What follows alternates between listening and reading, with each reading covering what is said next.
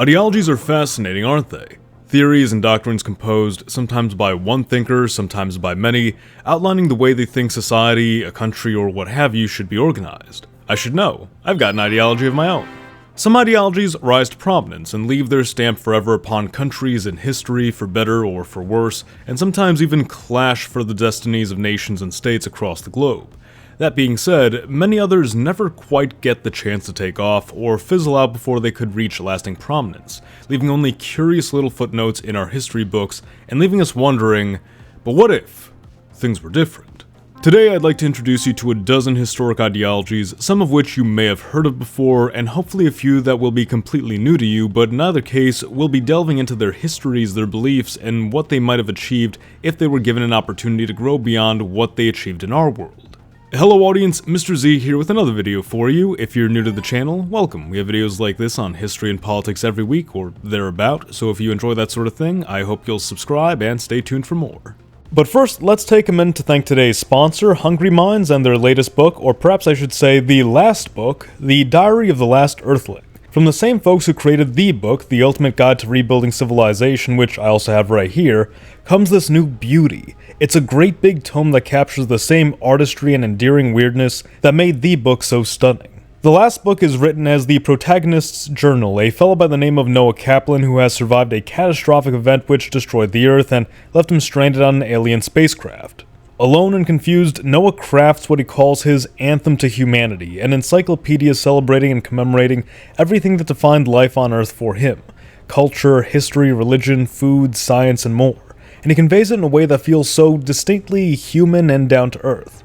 Parts of the book almost feel like discussions friends and I would have, and as a New Yorker myself, I enjoyed Noah's references to his own upbringing in the city. This is all complemented by the beautiful hand-drawn illustrations on every page that really make this book a work of art worth adding to your collection or giving as a gift to somebody with a love of sci-fi, philosophy, art, really anyone who appreciates all the little things that make us human and make the world so familiar. If you follow the link in the description and use my promo code mr.z10, you can order your very own copy of the last book today and get 10% off your purchase. This book is such a fantastic follow-up to Hungry Minds' previous work, and I really think you guys will enjoy it. Now, let's get right back to the video. Ideologies are more than just the big names we're all familiar with: liberalism, monarchism, socialism, nationalism, Milhouseism. But history is a menagerie of forgotten visions for government, economy, and society, some ambitious, some bizarre, utopian, maybe even a little frightening. Let's start off with something homegrown and maybe a little familiar to some Americans: the ideology of technocracy. Originating in the early 1900s, the ideology took shape under Howard Scott, who established the Technical Alliance, later succeeded by Technocracy Incorporated, which, believe it or not, is still around to this day. The foundations of technocracy envisioned a United States, or rather an American technot, which stretched across the entire North American continent for maximum self-sufficiency. The backing or replacing of money with energy credits, an almost proto-UBI type of system, by the way, and the reorganization of government to be led by scientists and engineers instead of politicians and economists to create a society oriented toward the abolition of waste and the achieving of maximum efficiency with minimal labor, promising light work weeks and ease of access to goods and services through the energy credit system. It was incredibly promising early on and had tremendous foresight on how automation would increasingly hollow out the labor economy over time. However, it was far too abstract, divided among different factions, and never had a real plan for how to transition from a concept to an actual political strategy for reform and change. And of course, over time, it gradually fell more and more to the sidelines. Next up we have Pan-Latinism, an ideology that emerged mainly out of France under Napoleon III and gained some traction in Italy, Spain, and Latin America. Napoleon III had come to see the Latin-speaking and descendant peoples as caught in something of a civilizational struggle between the Protestant Germanics and the Orthodox Slavics, and thus sought to unify the Latin peoples of the world into a single bloc for the sake of maintaining Latin autonomy and Catholic Latin culture. This was a direct contributor to Napoleon III's motivation for supporting Italian unification and the establishment of a new monarchy in Mexico. Though tremendously promising and onto something with its recognition of Latin culture as a unique and distinct bloc, a combination of bad circumstances and very bad planning ultimately hindered this ideology's rise. The campaign in Latin America was far too ambitious a plan for France alone, and was primarily motivated by a sense that the United States was in a crippled state and could not intervene. However, this led to a rushed and haphazard intervention by France, which ended in disaster. A focus on uniting the Latin peoples of Europe would have been a smarter first step, and perhaps the biggest fumble for the French was not capitalizing on their support for Italian unification. Yeah, they lent support and were effectively allied with Italy, but this should have been an opportunity, a springboard for France to forge a deep alliance with the new state, and establish a proper organization, a Latin League that could have been expanded over time. Spain was in a particularly vulnerable position, being rocked by instability and inconsistent rule, so the French may have needed to broker an alliance with the more hardcore Catholic Carlists and support their claim to the throne if they wanted a shot of bringing Spain into the League. And Portugal probably could have been bought off, as a key hurdle for them was their historic alliance with Britain as well as their financial dependence upon the British. If France was to, say, buy out Portugal's debt and begin subsidizing their development, in exchange for, say, access to Portuguese colonial ports, France would have a real shot at replacing Britain as Portugal's chief patron and ally, allowing for the emergence of a full-on European Latin League, which could then turn its unified sights to Latin America. This next one is a quick one, and another French one. We have Fourierism. Pioneered by Charles Fourier, it envisioned a type of utopian socialism of independent communes housed in large compounds built around natural human passions, almost shedding the habits of political and social norms in favor of more instinctual and natural drives. It was a little hippy-dippy in that way. Although the idea picked up some steam in the United States during the 1800s with several colonies springing up, it quickly fizzled out after they proved overly ambitious, impractical, and just unsustainable. Had it somehow succeeded, we might have seen a new parallel society emerge from within the United States and then spread across the Americas and maybe Europe, something akin to, say, the Amish and their parallel communities, for instance, but with a much more utopian, hippie, socialist tinge to it. Once again, we have another French ideology. The French really are quite imaginative, aren't they? Robespierrism. Maximilien Robespierre was, of course, one of the leading figures in France's reign of terror during the Revolution, and though it has fallen into obscurity between the fall of the monarchy and the rise of Napoleon, Robespierre and the French revolutionaries attempted to forge a dramatically different society which would have uprooted France's Catholic traditions and replaced them with more deistic, utopian, almost pseudo-paganistic practices that appeared to echo the utopian book The Year 2440, which was written only about 2 decades prior to the French Revolution. Robespierre envisioned a virtue-based society, state-enforced morality, and deistic rituals to a vague supreme being. Assuming Robespierre, or at the very least other major revolutionaries, drew inspiration from the book, and had it proven successful, this might have evolved into a sort of republican theocracy based on a civic religion of virtue, patriotism, and Enlightenment thought, policed by Council of Virtue evolving from the Committee on Public Safety, under which the Reign of Terror would never really end but transition into a more orderly, perpetual inquisition. Naturally, Robespierrism collapsed with the fall of Robespierre, as the radicalism of his ideology clashed with more moderate and conservative forces within France, eventually being subsumed by Napoleon and his variety of enlightened despotism. An ideology perhaps familiar to some of you given its survival up until relatively recently is the ideology of Baathism. Originating in the 1940s and gaining prominence in the aftermath of the Second Great War, this ideology envisioned and advocated for a united Arab world stretching from the western shores of the Maghreb to the eastern borders of Mesopotamia, one singular secular Arab republic guided by pan-Arab nationalism and a form of Islamic socialism which would provide for the common welfare to stand as a buffer against foreign colonialism. In this sense, it was almost a reaction, a manifestation from desires for independence and the pursuit of a check against aggression by the more militarily developed powers of Europe. The ideology found varying levels of success in Libya, Egypt, Syria, Iraq, Yemen, Sudan, Lebanon, Jordan, and Palestine. The failure of Baathism stemmed from interstate rivalry, namely between Egypt and Syria, with the Syrians holding more firmly to explicitly Baathist ideology, while Egypt fell deeper under the cult of personality of President Gamal Abdel Nasser, and his variety of the ideology known as Nasserism.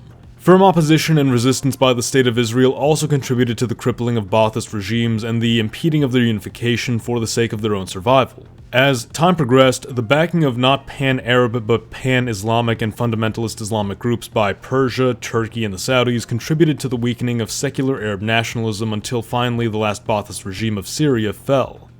Let's take a little trip back to, you guessed it, France. We find the ideology of Solidarism, pioneered by Léon Bourgeois. Yes, that's his name. It's like the French version of "Hi, my name is Average Joe." This ideology actually achieved some significant prominence during the Third French Republic and was rooted in the idea of a social debt, that all of us are born with a debt and obligation to those who came before us for the civilization and society we inhabit and draw from, as well as to other members of our present-day society who contribute to our common good, and thus this must be paid forward through duty and commitment to the common welfare. If this sounds familiar, it's because Solidarism was something of a precursor to corporatist and, later on, Christian democratic politics, which gained widespread prominence across Europe. Solidarism rejected the class conflict advocated for by Marx and the individualism demanded by liberalism, and replaced this mentality with a sense of universal duty and cooperation, blending elements of nationalism and welfare, but reining in their extremes through Christian and civic morality. It would be wrong to say this ideology wasn't influential. Its progenitors went on to be some of the most prominent ideologies in the world. However, Solidarism itself in its purest form never really gained traction outside of France. However, had it gained more widespread prominence, it may have become a viable alternative and competitor to more radical ideologies like fascism, socialism, and liberalism. Next up, we have an ideology that's made in America. Georgism or Geoism was developed by Henry George in the late 1800s and operated on a premise that the only thing that should be taxed is land based on its overall value, the idea being that this would encourage development and utilization of the country's land, discourage land hoarding and speculation, and alleviate the tax burden which didn't really exist at the time outside of maybe tariffs and some property taxes. Even when the income tax became a thing, it wasn't significant enough to impact the majority of Americans, which also probably contributed to the failure of this ideology. And of course, the idea was it would achieve all these things while providing the government a source of reliable revenue. Effectively, all land in the country, kind of in a practical but not direct way, would belong to the government, and you'd be able to lease that land in exchange for all other taxes being revoked. It was assumed that this would reduce income inequality, promote productive land use, and weaken the landlord class, but ultimately it was too narrow in scope, often divisive and given to factionalism among those who tried to fit into a larger ideological framework, not to mention simply faced heavy competition and opposition both from radicals and from the establishment. And ultimately it was sidelined when people thought that a progressive income tax would be a better alternative to this ideology. Now up next we have a bit of a fan favorite, the ideology of Distributism. With the growing prominence of firm capitalist and socialist camps across the Western world, Catholic philosophers Hilaire Belloc and G.K. Chesterton sought a third-way alternative which was rooted in traditional family and Christian values. Economically, it aspired to distribute ownership and control over productive property to the people, supplanting state or corporation-dominated economics with small business owners, family farms, guilds, and cooperatives. This would be achieved not through radical revolutionary means, but through moral pressure and balanced regulation that would break up concentrations of land and capital while favoring small businesses and landowners, simultaneously promoting community cooperatives, guilds, unions, and societies to move political power toward localism. The difficulty was just how at odds distributism was with its times, as countries were advancing through industrialism and scaling up business and government size, so pushing back toward the small local community was immensely difficult during this time, and moreover, it simply wasn't competitive. Distributism saw some minor successes scattered across Europe and the Americas, but such large competition and not enough social capital at the time, and of course just not enough drive at the time, ultimately kept these groups in small pockets. In a world where the system became successful, much like the Fourierists and the Amish, it would be in the form of a parallel society resisting big business and big government while fostering community organizations and gradually building a larger community network. Let's take a break right here. If you've enjoyed this content so far, I'd like to invite you to subscribe to the channel as we're aiming to reach 300,000 subscribers, and it would mean a lot to me if you did. Alright, let's get right back to the video. We turn our attention to South America and find the unique ideology of Posadism. Having split off from Trotskyism in the 1960s, first over the issue of nuclear war, with Posadists believing that Nuclear war should be pursued for the sake of wiping out capitalist societies and allowing socialism to rise from the ashes. They grew increasingly attached to conspiracy theories, and specifically the idea that if there's advanced alien civilizations out there, they're probably living in socialist societies, and thus, we need to convene with the aliens to resolve humanity's problems. Can you guess why it didn't take off? Let's see what other weird and wild socialist ideologies emerged from South America. If we fast forward to Chile in the early 1970s, we encounter something known as cybernetic socialism, a concept born out of Project Cybersyn under President Salvador Allende's Unidad Popular government. This ambitious experiment sought to apply cybernetics, the science of systems and feedback loops, to the management of a national economy, envisioning a socialist system where production, distribution, and logistics could be monitored and directed in real time through a central computer network. The idea was that with constant data flowing in from factories and supply chains, the government could adapt instantly to shortages and inefficiencies, thereby avoiding both capitalist chaos and the bureaucratic stagnation of Soviet-style central planning. The project was the brainchild of Stafford Beer, a British cybernetics expert who helped Chilean planners design a futuristic control room complete with swiveling chairs, screens, dashboards, ensuring adaptability, transparency, and the elimination of waste and corruption. Of course, the technology of the time was extremely bare bones. It relied on telex machines and rudimentary computers, and though the system showed promise in early trials, it was never really realized. When Allende was overthrown in 1973 by Augusto Pinochet, Project Cybersyn was abruptly terminated, and its utopian dream of a computer-managed socialist system was effectively lost to history. Returning to France, we encounter the bizarre ideology of Saint-Simonianism, or Saint-Simonianism, arguably an early predecessor to Technocracy. You'll see what I mean in a moment. Emerging in the early 1800s, it advocated for the replacement of the aristocracy with a ruling class of industrialists, scientists, and engineers, granting greater power to the laboring class in a meritocratic system that discouraged idle classes and emphasized the contributions of experts and producers. In theory, society would be reorganized as a kind of industrial machine, overseen by the capable and the enlightened, and guided not by hereditary privilege, but by technical expertise and productive labor. After the death of its founder, Henry de Saint-Simon, the movement quickly devolved into, well, I did say we were going to touch on this a little bit, cult-like behaviors, complete with uniforms, sermons, and rituals. They proclaimed the need to replace old Christianity with a new Christianity devoted to human progress, industrial improvement, and social brotherhood, even preaching about women's emancipation as part of their creed. Yet even in Saint-Simon's lifetime, both the man and his ideology were often regarded as eccentric, divisive, and much too abstract.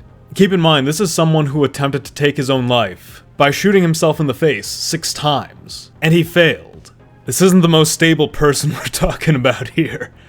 Politically, the movement failed to gain traction. It was just too utopian for workers, too radical for elites, and faced repression from French authorities suspicious of any subversive ideologies after the revolution.